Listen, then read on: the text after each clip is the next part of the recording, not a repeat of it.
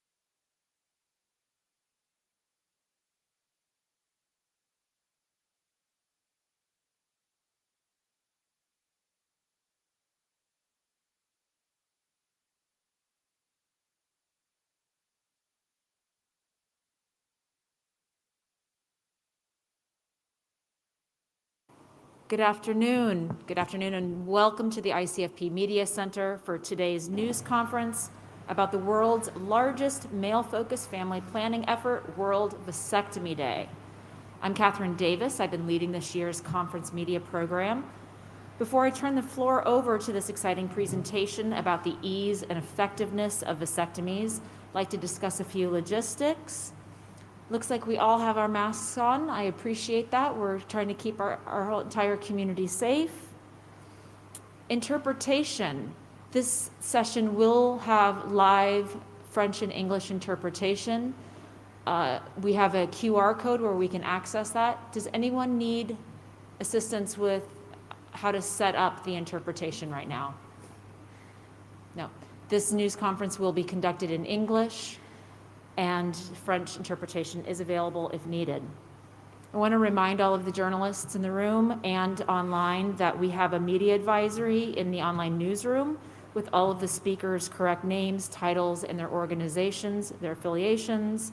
There are also several videos and other informational materials about vasectomies and World Vasectomy Day's advocacy efforts in the online newsroom. If you have any questions, feel free to contact me or any of my colleagues, and we can help you find that information. So this year, World Vasectomy Day will celebrate its 10th anniversary with activities taking place throughout December. They will have over 1,000 participating providers in over 30 countries and be performing over 15,000 procedures. To explain more, I would like to introduce the co-founder and executive director of World Vasectomy Day, Jonathan Stack. Hi, good morning or good afternoon, depending on where you are. My name is Jonathan Stack, and I am the co-founder of World Vasectomy Day with my friend and partner, Dr. Doug Stein. A little bit of background is I am a filmmaker. I've been making documentary films for 30 plus years and was spending a lot of time filming in war zones, in conflict areas, and prisons. And I was really frustrated about all of the negative stories. I was always looking for the positive. I decided to try to start looking for positive stories, starting around after the World Trade Center went down, and on the kind of in the journey to find something that I thought was a good representation of men revealing the best of who we are. I discovered the idea of vasectomy. It came about because of my own desire to get a vasectomy and thinking I was making a film. I was going to make a movie about my own journey, about my own relationship with my fertility. And I met along the way, I was up in New York. I did an interview with a doctor there, and he said, if you're really interested in vasectomy, you need to go to Florida. There's a doctor down there who's putting up billboards promoting vasectomies, and he's the real sort of vasectomy fanatic that will make a better film. I went down there. I met Doug. I think it was the day one. I said to the producer of the movie, I said, turn the camera around. He's a much better subject than myself. And I kind of moved myself from the movie, and I made Doug the subject of the film that eventually was released a few years later, called The Vasectomist, which took us around Florida and the Philippines and Haiti, and we traveled different places. And eventually we were in Kenya on the border of Uganda, and I met, I was very moved by then listening to men discuss the reasons why they chose a vasectomy, which I asked all the men, why vasectomy? And I was, that day, amongst the many men, there were several who were talking and using the word love. Why were they doing it? Out of love for their family, out of love for their children. They were going to do something that wasn't the norm, but they were doing it because they valued their family more than they valued any traditional sense of what represented, masculinity. So I thought that night, I was lying in bed thinking about that guy. His name was George Mboga, and George had really moved me. And I thought to myself, what if I could aggregate in one day that same conscious decision to get a vasectomy as an act of love for family and for self and their children and partner? What if I could aggregate that into a social movement? Not just one, but if I could find 1,000 men. So I went that night, I got on the line, I Googled worldvasectomyday.com. It came up as available on GoDaddy. And I remember thinking to myself, either this is a really bad idea or it's a really good idea, because you can't find any URLs available. I reserved the URL, I flew back to New York, and I gave myself 1 year to find, to launch the movement. And I wanted to show you now, we're 10 years in. Over those 10 years, we've been all over the world. We've filmed and done the program to Indonesia, and in Kenya, and Rwanda, and Haiti, South America, and Colombia, and Bolivia, and Ecuador. And every place we go, we far exceed expectations, because we find men everywhere who are willing to make that decision to get a vasectomy as an act of love, which is what our motto is.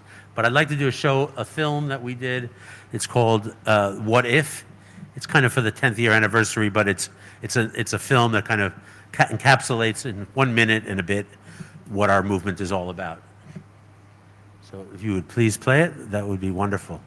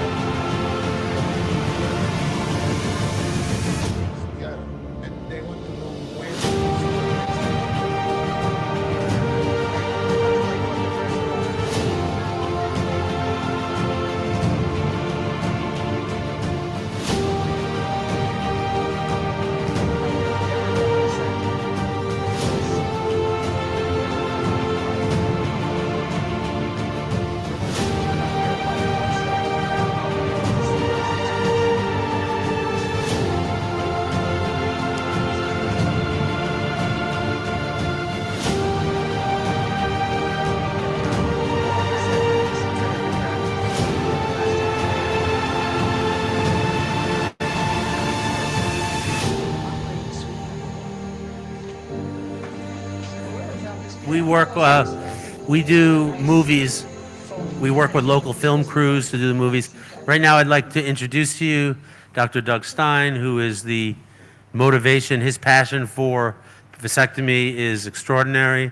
His desire to leave a legacy for a more hopeful future for future generations and other species is his motivation. And he's really, it was his unswerving faith in this concept of vasectomy and the role of men in family planning that is the reason there is a World Vasectomy Day today. So thank you, Doug, and the mic is yours. Thank you, Jonathan. Am I on? I guess so. Well, I practiced general urology from 1983 until 2000. And as part of it, most general urology practices, vasectomies are performed. And I enjoyed them. I had a vasectomy myself. I thought it was great. And there didn't seem to be anyone who was trying to make vasectomy user-friendly in my area. There were a lot of doctors doing a great job with prostate cancer and kidney stones, but nobody was really trying to make vasectomy easy.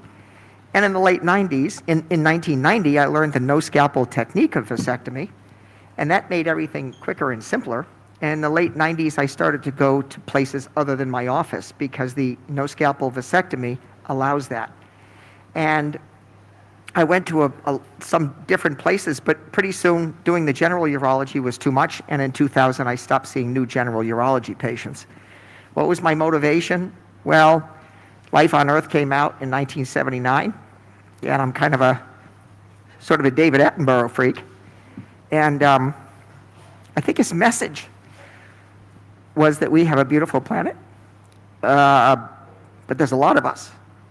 So I decided that preventing unintended pregnancies would be my goal. And so I did that from 2000 until 2010. Then all of a sudden the phone rings one day. And it's this filmmaker from New York. And, you know, my heart just leaped. I had been putting up billboards and using print media and TV and radio to try to promote vasectomy. And all of a sudden here was an Emmy Award-winning, Oscar-nominated filmmaker who wanted to do a movie about vasectomy. And it was just a sentinel moment in my life. And so Jonathan came down, and he went. By this time, I had been going to some other countries by virtue of an invitation from a Filipino urologist who was going to the Philippines. And at about this time, I met enthusiastic vasectomists from Haiti and Kenya. So I convinced Jonathan to come with us. And as Jonathan said, in Kenya, World Vasectomy Day became reality. And so I remember our first World Vasectomy Day was in Adelaide, Australia. And I'm so fortunate to have met Nick, because Nick he and his daughter do more than 15% of the vasectomies in Australia. And he was willing to sponsor this crazy guy from Florida and be my host. And it really worked out well, because then we could have the first World Vasectomy Day in Adelaide. The movie was financed by the Australians. And so it had to be edited by an Australian editor and presented, and it had to premiere in Australia, isn't that right? Yeah. So that was the first World Vasectomy Day in Adelaide, and Nick was right there by my side. And then we continued to do some world traveling, and I met my associate, John Curington, another one of the most, maybe him, maybe another one of the most lucky things that ever happened to me. And John now does most of the work. So I can taper a little bit, and John does a lot of it. So we're still going with World Vasectomy Day. I can spend a little more time on it. And my friendship with Jonathan has been going since 2011. So, and this is the 10th anniversary of World Vasectomy Day, and we just couldn't be happier with the way things have gone in multiple different countries. Yeah, we were fortunate to, we know that there are places in the world where nobody does vasectomy, or it's almost zero. And then there are places in the world where it's the choice of preference for couples of a middle age of 35 and older. It's the choice they make, where it gets to a place where, for example, in Quebec, the numbers of vasectomies out are more than the numbers of tubal ligations. But Australia is one of those locations. I'm really pleased to have Nick Demediuk with us, Dr. Demediuk. He's known as Dr. Snip in Australia and is about as passionate and fanatic as Doug is. And so they're kind of like two peas in a pod.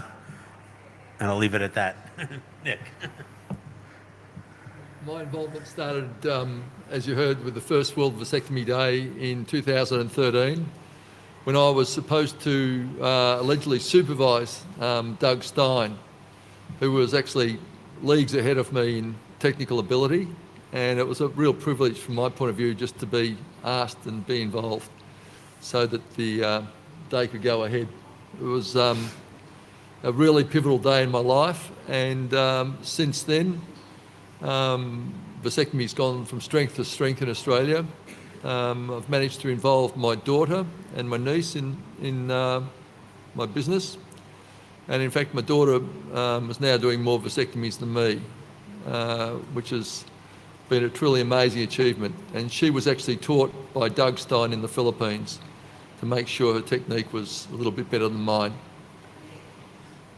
We've been fortunate as we've traveled the world and gone from country to country. We meet people who really impress us and kind of inspire us and lead us to understand better our work, because we know that vasectomy is personal decision and the relationship to fertility varies from culture to culture. So we're really careful about making sure that we form teams. We work with local organizations. And I wanted to very quickly introduce Sheila Gabeya. She is running our Africa program and is now based in Zambia, but we met in 2016 while doing the 4th World Vasectomy Day in Kenya. Sheila. Yeah, like Jonathan said, my name is Sheila Gabeya and I run our African office. And I want to say something about World Vasectomy Day that many of us maybe do not even realize, is that participation of men and boys in family planning conversations and conversations around SRHR for me are important, and for World Vasectomy Day, because where I come from in Africa, there's limited access to services for women and boys. So imagine that for men, there's even nothing. So in World Vasectomy Day, we are trying to teach young men and boys in Africa to unlearn what they know and think that they're not supposed to participate in family planning, and to give them that access to family planning, to give them access to information around vasectomy. And that's why our doctors are here. They come and they train young doctors in Africa, and also to show men that they can be part of family planning conversations, they can be part of gender equity for community development, and generally they can be part of the positive masculinity movement. Excellent. You know, part of what we tried to show people is just how simple a vasectomy is. So when we've traveled around the world, we often do live vasectomies. I'll call upon Doug. I'll say, can you do a vasectomy so we can see and show the people just how simple it is? Because it blows people's minds when they realize that it could be done within 10 minutes, and that something that you're so anxious and afraid of is so simple. And compared to the choices that women undergo, either a tubal ligation, which is way more invasive and dangerous and painful, versus a vasectomy, or let alone a lifetime of contraception, where when you know your family is complete, when you know you don't want more children, a vasectomy is the best option for men, or at least an option all men should consider.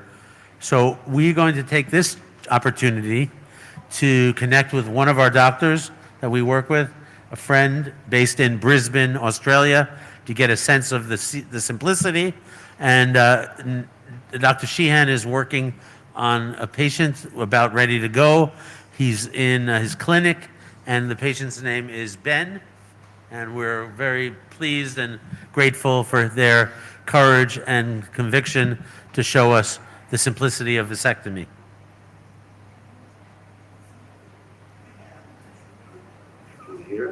Hi, Nat. Hi, Ben. Can you hear us? Uh, So take us through. Where are you at right now?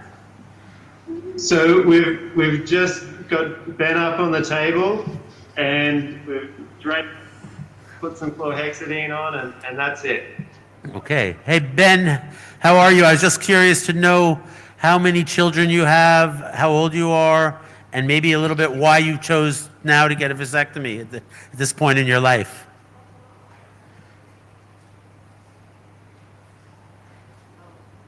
I'm getting vasectomy. You're muted. I think you have to unmute. Oh, we don't hear you. Nat, we couldn't hear Ben. Somebody could, I think, oops, we might have lost them for a moment.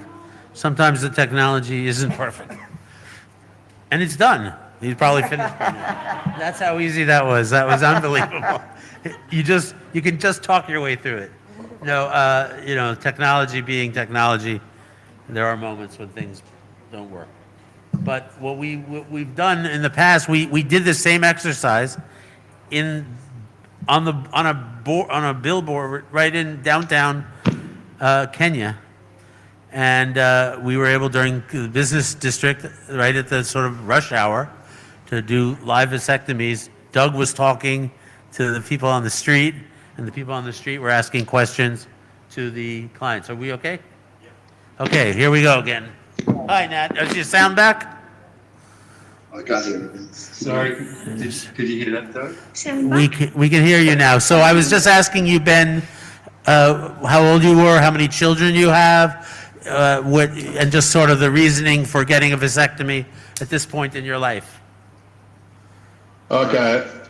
I'm nearly 41 next week.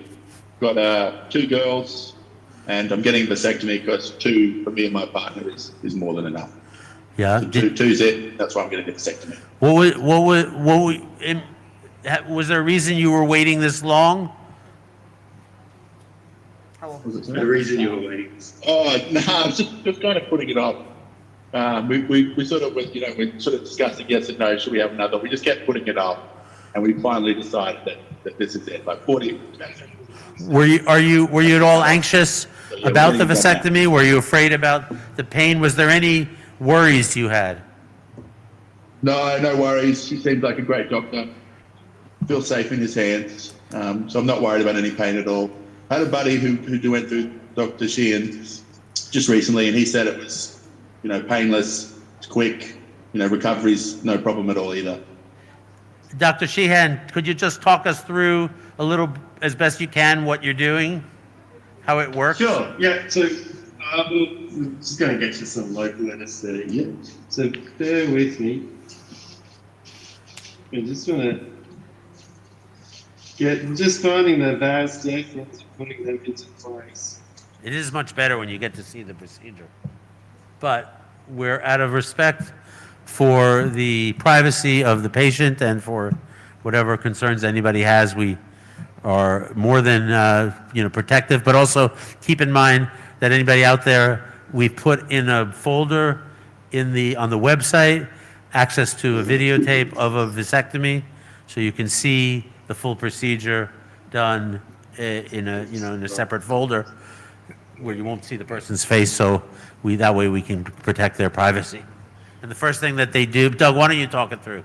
You're better at this, so more or less where we're at and what's going on. Well, what Nat's doing is he's sliding a little local anesthetic, lidocaine, beneath the skin with a needle that is thinner than diabetics use to inject themselves. So oftentimes the patient hardly even feels it. It might be a mosquito bite at the most. I use a pressure spray applicator, so there's a little bit different technique there. And once Nat has a spot of skin on the front and each vas anesthetized, then he's going to proceed with the vasectomy. And what he's going to use is a thing called a ring clamp to hold the vas securely beneath the skin. And then he's going to use a second NSV instrument, which we call an NSV dissecting clamp. Sounds kind of clinical. We just call it a pointing hemostat sometimes. And that pops a little opening in the skin with one tip. And then if you put in 2 tips, you can gently spread all the layers down to the vas and then lift the vas through the skin. And it looks like a little piece of spaghetti coming through the skin. So every operation has 3 steps: how you make it so it doesn't hurt, how you get to your target, and what you do to your target when you get there. So no scalpel simply describes how you get to your target. And then when that brings up this little loop of vas, then he is going to do something to make sure that sperm can't go through. Now, there are a couple of varieties of techniques to do that. You can tie off each end and excise a little segment. You can cauterize one end and flip the ends out of alignment. So there's more than one, and then there's an Indian technique that is a little bit different from that. So what you use depends on what you're comfortable with. The worst vasectomy is a better form of contraception than the second best method of female contraception. So even if your failure rate is 1 in 500, that's a lot better. We use a technique that our failure rate, meaning the person doesn't become sperm free, is about less than 1 in 2,000. So that's important to us because my associate John and I do over 2,000 vasectomies per year, and we just don't like failures. So we may be a little bit more aggressive to make sure that the 2 ends stay apart. Now, how many vasectomies have you done in your career? So, I think I've done about 8 or 9. 1,000, did he say? He I broke hope up. so. It's somewhere in that ballpark. 8 or 9,000. Hey, Nick, how many vasectomies have you done? Over 40 or I've 50,000. done about 8 or 9,000. 8 or 9,000.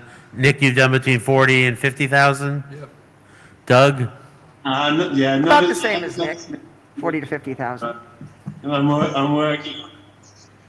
So we work with when we travel to a country, we try to bring extremely experienced doctors to help train local doctors because we want to make sure the experience is really positive. It's very important that when you come to a new country where they don't have a lot of vasectomies, that the first experiences are positive, because if you have a bad experience, just one bad experience, you could sort of destroy a whole program, because men are we know they're already hesitant.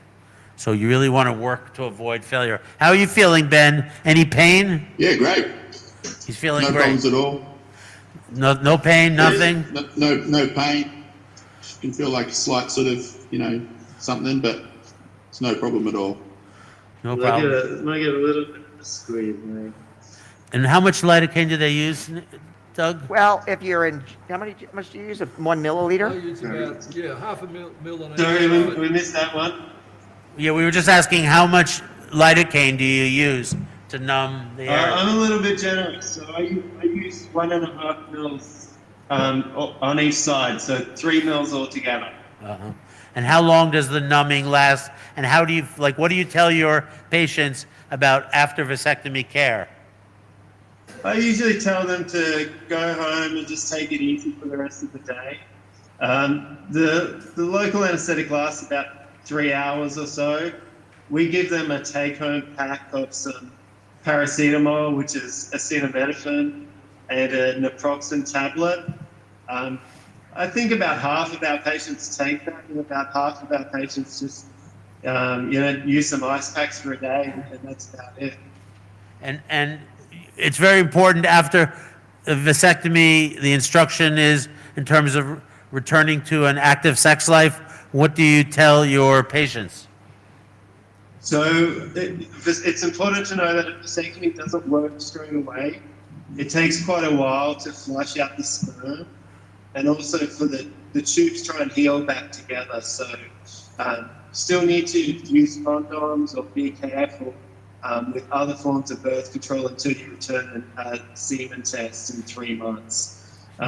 Where testing isn't available, then you should do at least 20 ejaculations, if not 25, before you're in the clear. Yeah, it doesn't work straight away. Right. That's a very important point. After your vasectomy, you're not immediately cleared to have sex without any contraception. You still should be, there's sperm still in the down in that area and the tubes, it may be you want to do is wait 3 months and get tested again, ideally, and you can send a sperm sample or an ejaculation sample to check, or if you can't do that, he's saying do at least 20 to 30 ejaculations, right? Right, and wait 3 months, because the failure rate is only 1 in 2,000. So, we check a lot of semen samples that have no sperm in them to catch one that might have some sperm in it. So in low resource areas, generally we'll just kind of waive the requirement for a post-vasectomy semen analysis. I might add that not only was Nick generous enough to host us in Australia, but he has been part of a sister organization, and Nat has too, called No Scalpel Vasectomy International, that runs missions to areas, usually low-resource countries where the uptake of vasectomy is low. And next week, Nick is going to be in the Philippines donating his time to try to make vasectomy more popular in Manila and a town north of Manila called Baguio. So, I feel privileged to have worked with so many doctors who are so generous with their time. And Nick, what are you looking forward to in the Philippines? Just helping out. We're going to do a fair bit of training at this visit, sharing our techniques with local doctors in Baguio City. Also performing vasectomies on people that are keen to take responsibility and limit their family size. Yeah, And Nat will be joining me over there, so I think we'll have a pretty good time. We've always tried to achieve a nucleus of men who can be advocates for the procedure. And in the process of doing that, sometimes the patients are more comfortable with international doctors who've done 45,000 than with local doctors who have done far fewer. But in the process of training those local doctors, their numbers increase also, and pretty soon vasectomy uptake increases, sometimes exponentially, because one patient will tell 3 other patients, and then they may feel comfortable and say, hey, I'm still functioning very well, and my wife isn't having problems with any other contraceptive methods because she's not on any contraceptive methods. So I think my enthusiasm for vasectomy was partly environmental, but it was partly the fact that I enjoy my own vasectomy, and it seems that patients just give a lot of positive feedback. It's really a fun service to provide. You're not telling anybody that they have cancer or that they need an operation, or it's always good news. And that's part of my enthusiasm for it, and I'm sure every vasectomist's basis for enthusiasm. Does anybody have any questions? And on the table, I'd like to invite members of media in the room to ask the patient or the doctor any questions. It's a good time to ask the patient or the doctor questions while he's got them on the table. Don't be shy. Yes.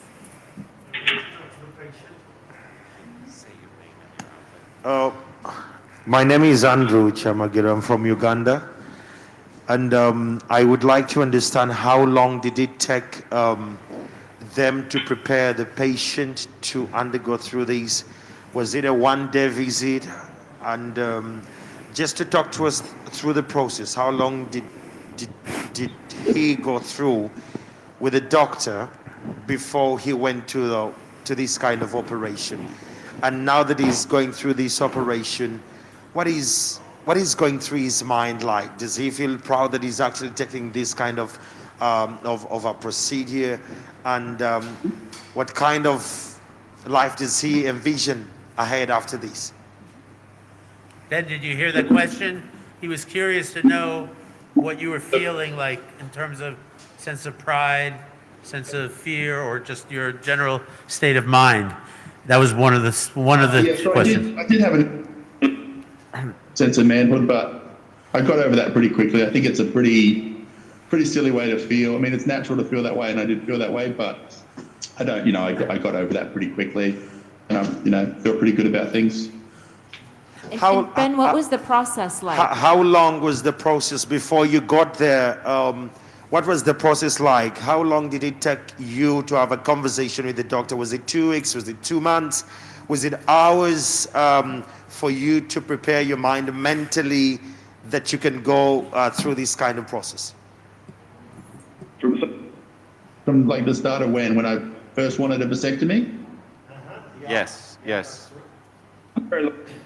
with my partner, probably a couple of weeks, week and a half, maybe. We sort of discussed it, weighed up the options because we were sort of still thinking about what we're going to do as a family. But yeah, probably a week and a half, and then we decided that's it.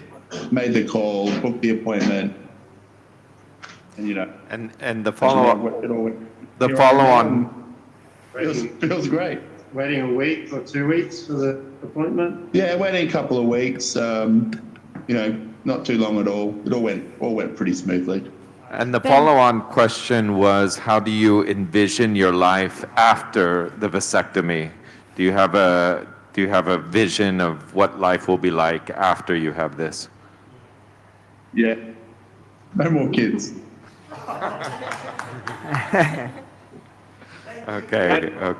I might address the question about learning about vasectomy. Informed consent is very important. And in the early days of my practice, everybody came in for a visit and I explained it to them. But then there was the wonder of the internet. And now we can put all of our information up on our websites.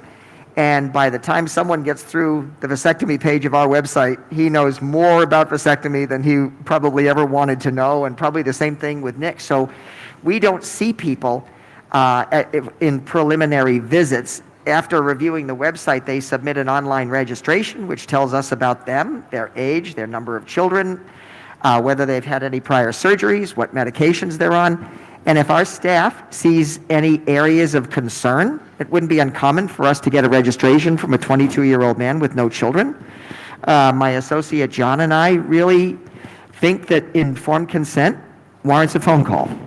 So it wouldn't be uncommon for John and me to spend 30 minutes on the phone with a young man. But patients are willing to drive quite far for vasectomies, and online education and phone calls really saves them the trouble of traveling a long distance twice. They just come for the single visit.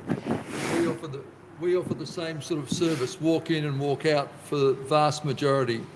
But those ones that we detect that are young, or they might have some complication, they might be on some drugs like anticoagulants, we'll just ring them up. And I think, like Doug, we don't charge for that service. That's we right. just talk to them beforehand.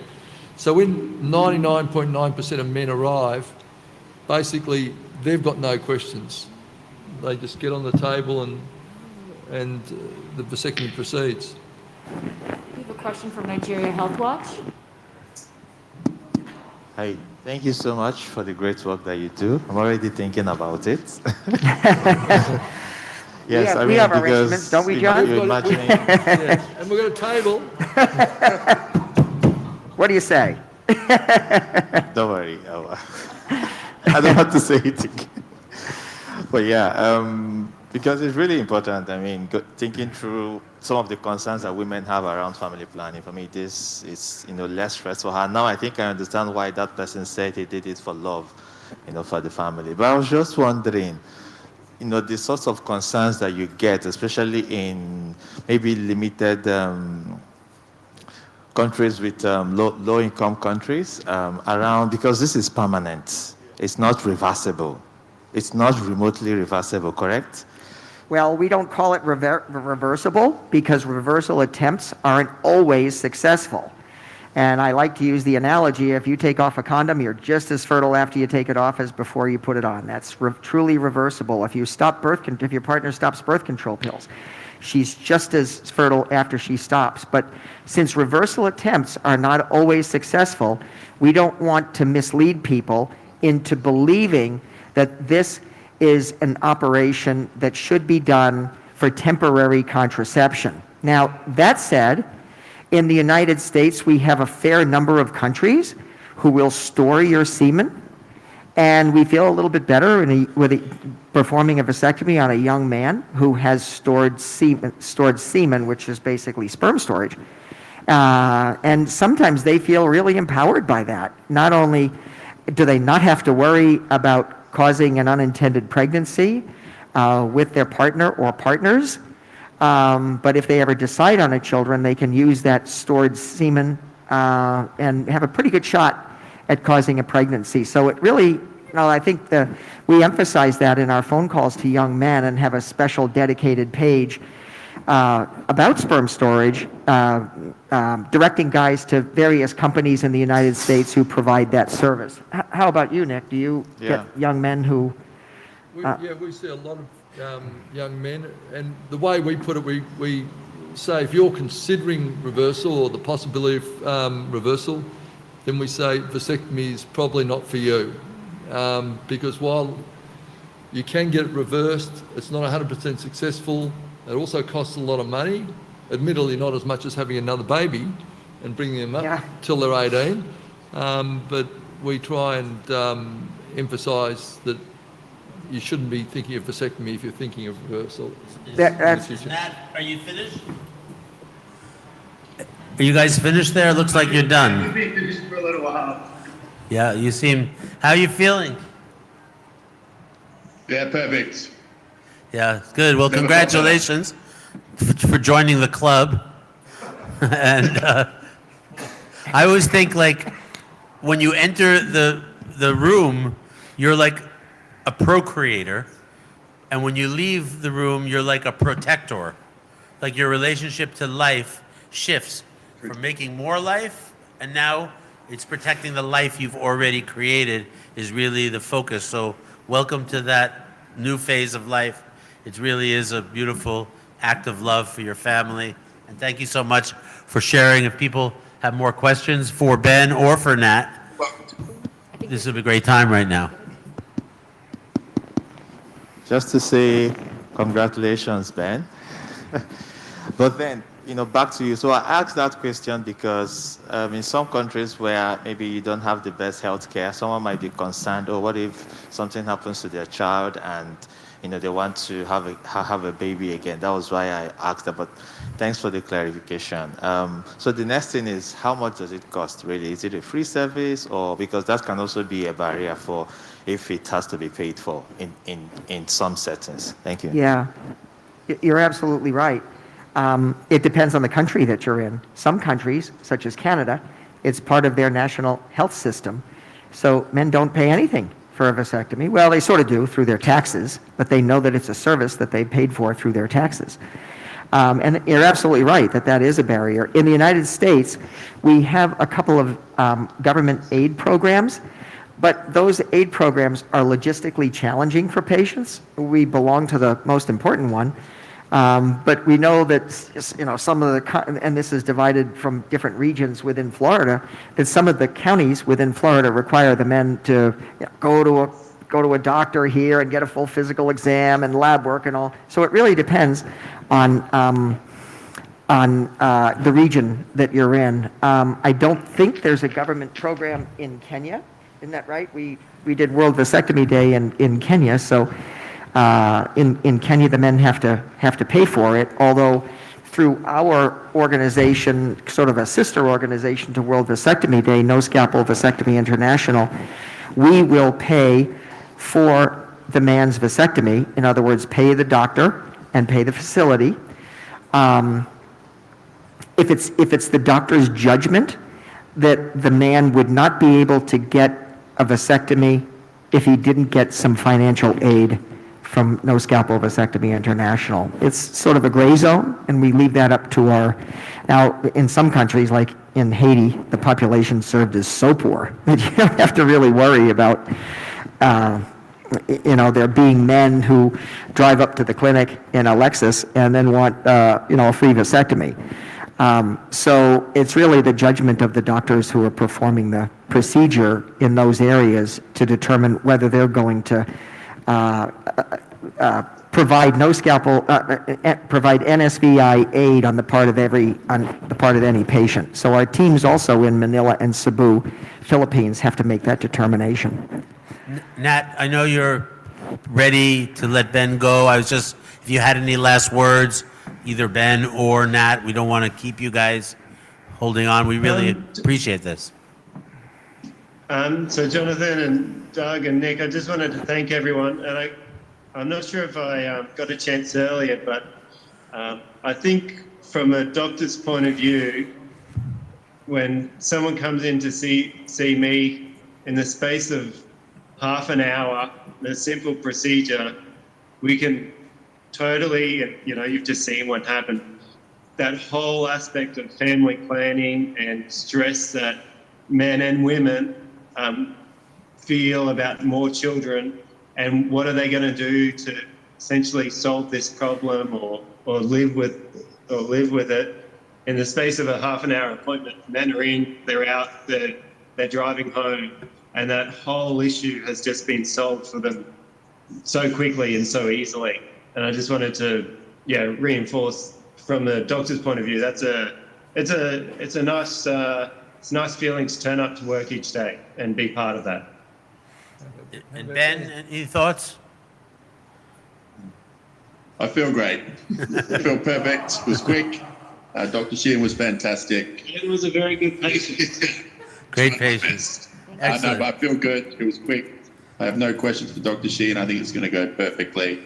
But thank you guys. Appreciate it. Well, congratulations and thank you guys. Thank you, Nat. Thank you, Ben, for participating and helping to educate the public about the way vasectomy works. I wanted to say these are the 4 instruments that they use. In essence, these are the instruments that are used. And you can purchase these for $25, $40.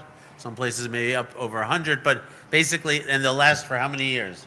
Oh, we've had ones that we got in 2010, 2000. 10. So when you think about the cost of family planning upstairs, what people are investing, and when you think these could be used for 10 years, you could do thousands of vasectomies on $45 of instruments, plus skills of the doctors, which every country has doctors who could be trained. Just think about this savings involved and why it's such a good investment. Unfortunately, there's so little of that. And I wanted to take this chance. This is one of the nice little tools that Doug uses, and I think Nick uses as well, right? No, he doesn't. It's basically a way to avoid a needle. So I don't know if you want to show. This is called the MetaJet, and it's a sort of a very simple but kind of fun little device you could talk about. Sure, as I said, the needles that are used by doctors who use needles are thinner than diabetics use to inject themselves with insulin. So I don't want to cast any aspersions on needle anesthesia, but some guys are just afraid of needles, especially down there. So this is a spray applicator, and this just has water in it, but we can fill it with lidocaine or a bupivacaine, a longer-acting anesthetic. And when we cock it like this, a piston goes up and draws some fluid into the head. And now you can see that if I push this button on top, it just sprays out a very thin stream, which is strong enough to penetrate the scrotal skin. For example, if I want to demonstrate it on this piece of paper, you can see that it goes right through the piece of paper and surrounds the vas in a very effective way. So sometimes just 1 pop on either side. Some of us like 2 pops on either side. And then a zone about the size of a dime or a small coin is numb, as are the vases just underneath on the inside. The beauty of vasectomy is that we take advantage of the fact that the vas is very mobile. It can be shifted into position underneath the numb portion of the skin, and the skin is mobile. So sometimes we shift the skin into position over the vas. So we really take advantage of the ease of men in doing that. We have a few more minutes, and my associate John, he fills in when I leave off. John, could we have you let us know if we've forgotten anything? You guys are doing fantastic. What's your experience? John now does more vasectomies than I do. He's younger and he's got a little more vigor than I do. And I spend some time training people who come to Florida from other countries and other states within the United States. And I just feel so fortunate that John went on missions with us, and that's how we met.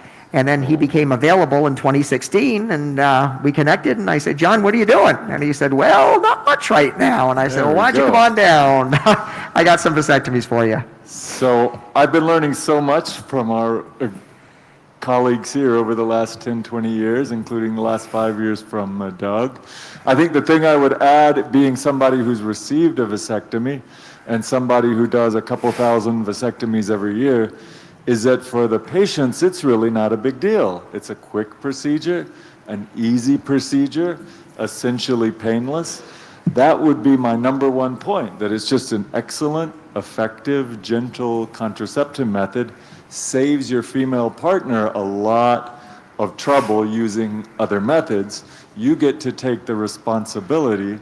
One of the key issues is that as men, for ages, we've been sharing in the good parts about sex, but we haven't been as involved in the responsibility. So vasectomy allows a man to share both in the pleasure of sex and the responsibility of the contraception. And I had mine about 20 years ago, not a big deal at all. I was back at work on the next day, and everything still works. That's why we call us guys snipped, but still equipped. Thank you. I'd like to Question just, for Sheila. I just wanted to bring Sheila in and talk about what we're doing this year, just quickly, to give an example of what's possible. We started in Mexico around 6 years ago, and that first year we inspired around 800 or 900 vasectomies. And this year, 6 years later, working with the Ministry of Health, they're going to be doing 15,000 vasectomies in Mexico alone. So the numbers have grown. There are more and more men doing it, but we want to bring it to Africa. We're going to be bringing it to Zambia this year, and I wanted Sheila to talk about some of the programs she's organizing in Zambia. Thanks. Actually, before you go to Zambia, I just want to say in 2016, when we went to Kenya, they told us we would not have one man do a vasectomy at all because of culture and how men relate their virility to being able to have children. But we did have 47 men have vasectomies in the 1 month that we did demand generation, and we trained doctors. And one of the doctors that Doug and John trained went out to be one of the best vasectomy providers in Africa, that people even fly from Dubai, from Qatar to come and have a vasectomy from Charles. And so this year we are working with the Ministry of Health in Zambia. We want to train their doctors to be able to give world-class vasectomies. We want to build demand generation. We want to work with the medical students in Zambia, because now what the doctors want to do in Zambia is they no longer just want to work with older doctors, but also the young doctors. They want to add that in their curriculum so that young doctors are able to understand vasectomies, that community health workers who do the counseling to be able to do VCAT training with the community health workers so that they understand what a vasectomy is. And just to give an example, the Ministry of Health was saying last year in Zambia, they had 566 tubal ligations against 3 vasectomies. And they were thinking, if every time a woman came to have a tubal ligation and a couple was looking for a permanent family planning method, what if they were educated about vasectomy? How many of those tubal ligations last year could they have turned into vasectomies? And so we are trying to work with them to make sure that men also have access to this information, build spaces that are conducive and comfortable for the men to have this information and also to have vasectomies that are world-class and comfortable about. Thank you, Sheila. And I know also, you were Sheila, from Uganda. Oh, I'm sorry. I just have a just want to say follow-up. November 30th. Sorry, I just have a follow-up question for Sheila. I know you are from Uganda and you are now based in Zambia. How does your messaging differ from other parts of the world, such as Australia or the United States? How does messaging differ and outreach efforts differ to men in both East and Southern Africa? Yeah, no, it definitely differs because in Africa, our cultures influence our practices. And culture in Africa, in Zambia as it is in Uganda, is that men are above anything. Women are supposed to take on the burden of family planning. I can tell you that I have sisters, I know many people who have had the burden of the pill, of the injection. You're not allowed to forget, you're not allowed to skip a day. And men just don't care. And if anything goes wrong and you have suddenly you have 7 children in your household that the man cannot take care of, the man is going to blame you, and the community too will blame you. And then the other problem we face is that when we try to educate people about vasectomy, we have a problem that vasectomy and castration is the same word in all the local languages. If you are trying to explain to people what a vasectomy is, and you explain, then they say, oh, I see, so that's castration in short. And so trying to change mindsets and try to change behavior, we are doing a lot of education and awareness campaigns. So even in Africa, it's different from Mexico and in other countries, because in Mexico and other countries, they understand what a vasectomy is. But in Africa, we take more time educating, more time creating those campaigns that teach, that help the men and the boys unlearn what they think a vasectomy is. And we show them, and that's why when the doctors come, we usually show them videos like this, so they actually see. We do have a lot of animation videos that show what the difference is and what a vasectomy is. And the number one thing we always have to debunk is your sex life is not going to change. And that's what men are scared about. So definitely it differs from other countries. So that's a key message. Yes. And we have quite a large number of media from various parts of Africa here this year that I know that would love to speak to you more about this afterwards. All right, thank you. May I add one final point about what you might do to convince the men who are most resistant to getting vasectomy? There have been 2 very good studies evaluating patients and their wives after vasectomy. And it turns out that the male experience hardly changes at all, but the female experience actually improves. In other words, women like having relations with men who have had vasectomies, according to these very well-designed studies, probably because they don't have to worry about unintended pregnancy and because they are not burdened with the side effects of whatever they're using for contraception. So I like to sort of, pull that card, because I think men are very excited by knowing that their partner is having a great experience during relations, and I think that's exciting to men. So to tell men that research shows that women enjoy sex more with partners who've had vasectomies, start thinking. Just the final point that Sheila, I think we wanted to bring up is that on November 30th, the time, I think, what's the time we're talking? 3 p.m. Central African time. 3 p.m. Central African time, there's going to be, we're calling it the ABCs of vasectomy. So it's going to be an online course just to teach you the basics. It's going to be led by Dr. Michelle Lebrec, who's one of our lead trainers based in Canada. So we're really always working to educate people, educate healthcare, people who work in the sexual reproductive health space.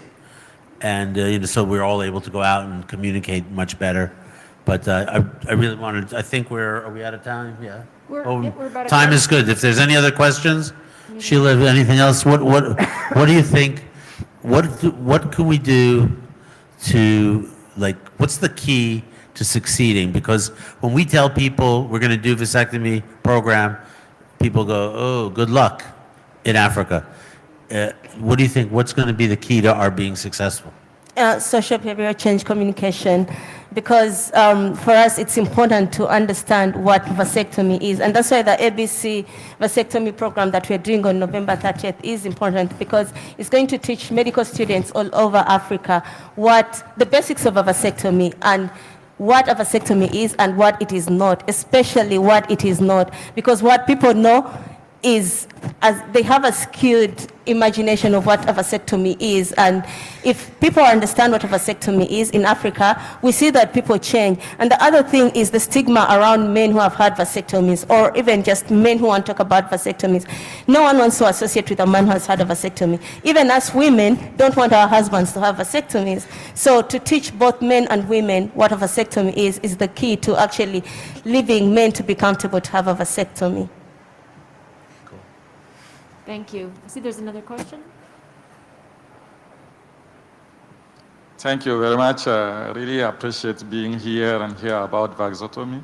I'm Sani Ayuba, coming from Niger, West Africa. So it's not a kind of our current discussion, this kind of topic, I myself, I have like 3 kids. A year ago, I told my wife that maybe I can do that. She said no. I said, I don't need more. You think? I said 3 could be enough for me. She said, no, you don't know. Maybe there is kind of long-term consequences about this issue on your health.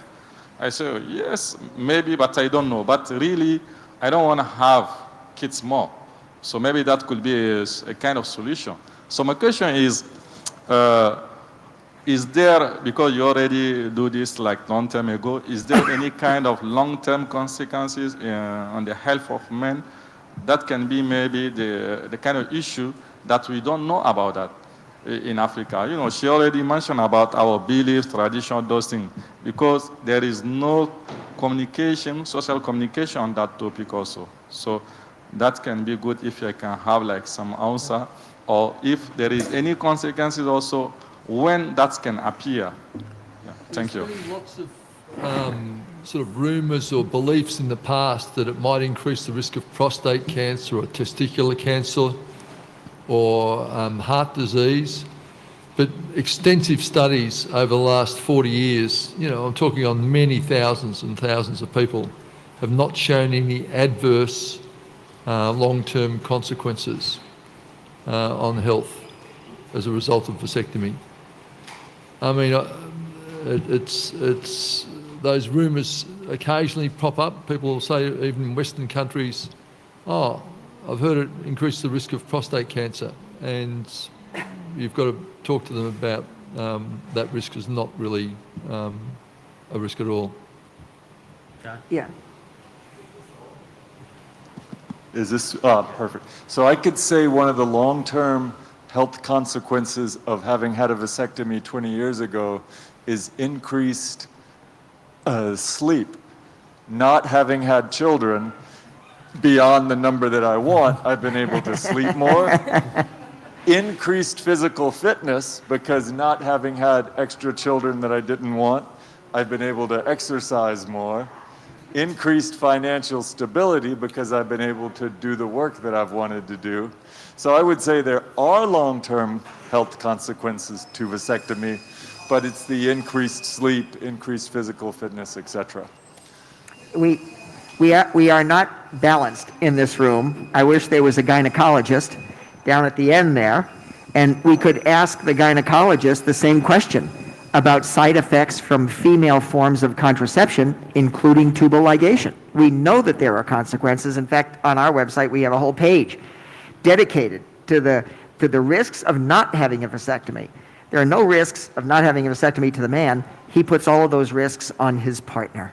And I think that goes back to what Jonathan said, that men who get vasectomies love their wives, love their partners, and they're willing to take very minor risks. For every procedure, there's infection and bleeding, but those are temporary, and take away the risks associated with female forms of contraception. So it's unfair to ask what are the side effects of vasectomy unless they're countered by what are the side effects of, to your partner of not getting a vasectomy. Yeah, if you think of it like this, if a vasectomy fails, and it happens very rarely, but it happens, the result of it is an unintended pregnancy.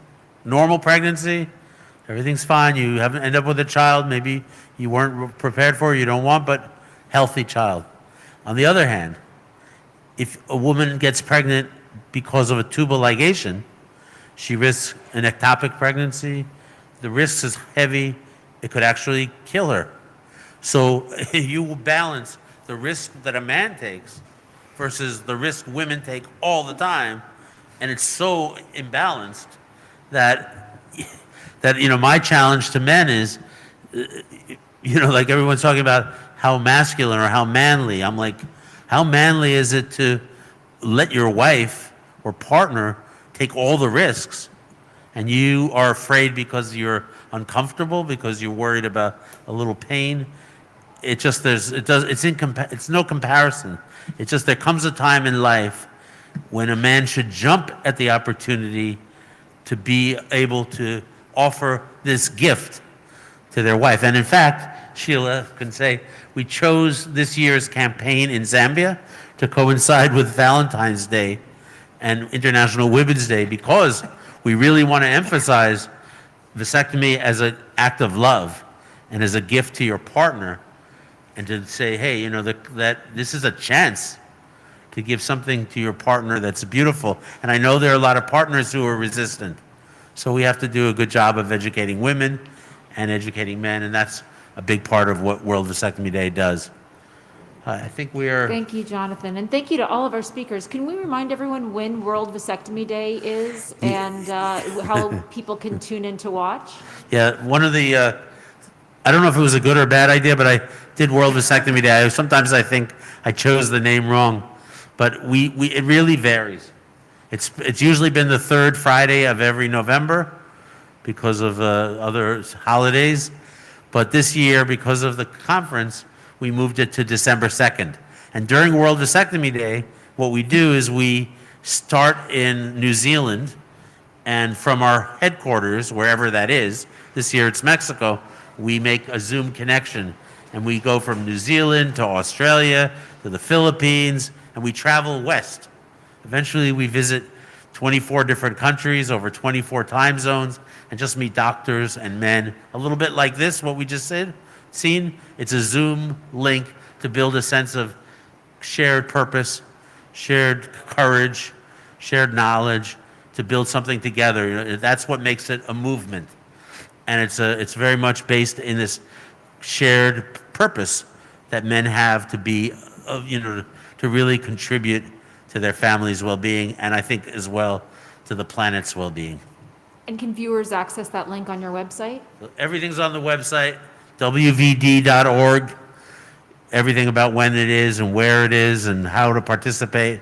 Anybody wants to join, anybody wants more information. We've had enormous amount of growth this year, in part because abortion law changed in the United States, and that led to a more interest in the idea of vasectomy as a counter to abortion, or in the lack of abortion. But we've been just steadily watching men, more and more men, grow into the idea of accepting the vasectomy as their choice. Thank you. I'd like to remind again all of our members of the media that all of the World Vasectomy Day materials are available on the online newsroom, and our speakers can go to the step and repeat off to the left and be available for group photo. And if you have additional questions, feel free to approach our speakers or me or any members of my team to get more information. Thank you all for your participation today. Thank you, guys. Thank Thanks. you. Thank for you. being here.